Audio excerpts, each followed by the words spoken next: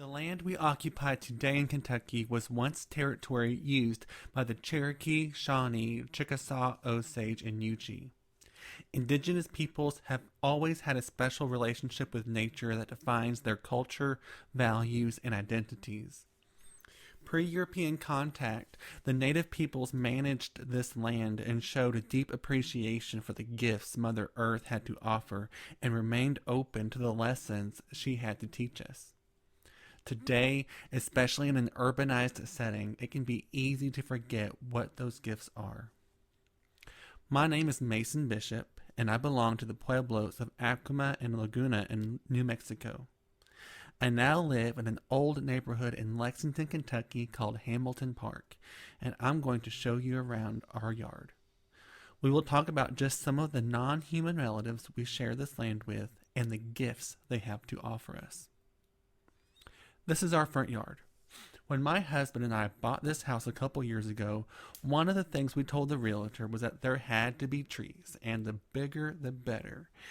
And as you can see from this shot, our house is peeking out from a handful of very mature trees.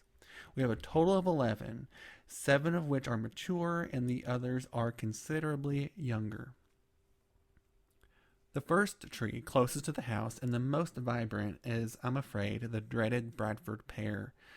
Since this tree is invasive, I won't spend a whole lot of time on it except to say we do enjoy the showy burst of color and we love to see the bees in our tree. Next, we have the second largest magnolia on the street. I have to admit that my husband and I have come to agree to disagree about this tree. Magnolias are evergreens, so they will drop leaves all year long. The continuous dropping of leaves and the amount of shade underneath contribute to there being no grass, which really bothers my husband. I have to remind him that in non-urbanized settings, when trees are left to their own devices, the leaves and the debris suppress the growth of other plants like grass that may try to compete with the tree for root space, water, and nutrients. Plus, the leaves provide carbon back to the tree. And this is why mulching correctly is important. Here you can see how the tree wants all of the space directly underneath the canopy. Opposite the magnolia is a small dogwood with beautiful pink blooms. I can tell this dogwood has had a rough time, judging by the chunks missing from the trunk.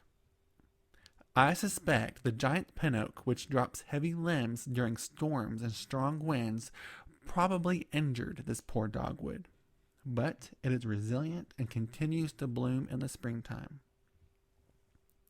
The pin oak next to it is one of the biggest trees on the property and certainly the largest in the front yard.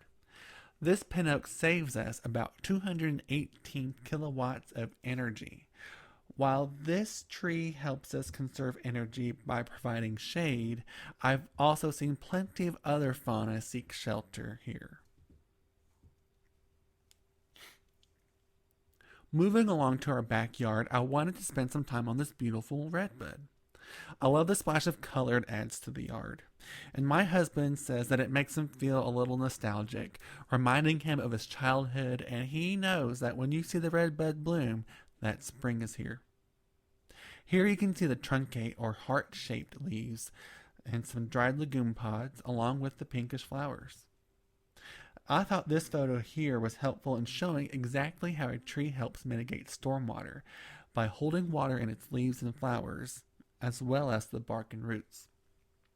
This tree helps us by mitigating about 414 gallons of stormwater.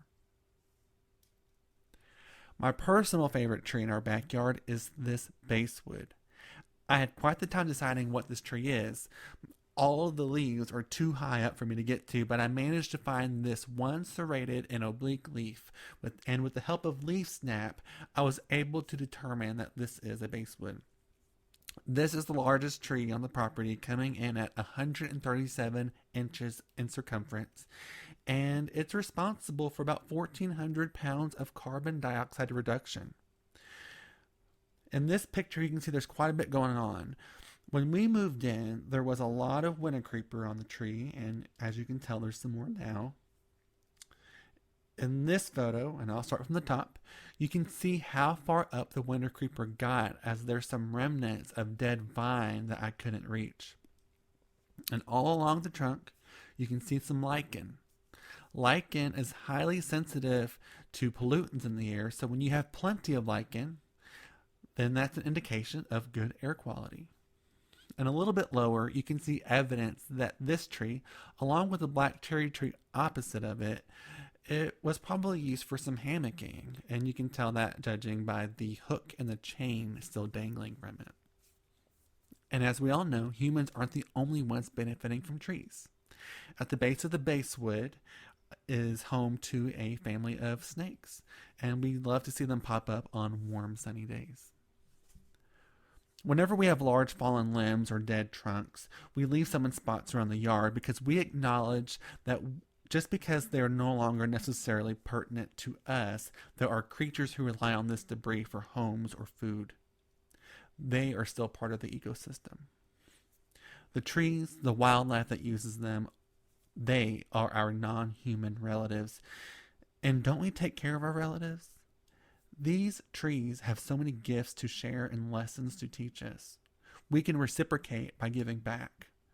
I owe it to Mother Earth, to my ancestors, and to the next 7 generations to learn as much as I can so that I can be a voice for those that don't have one.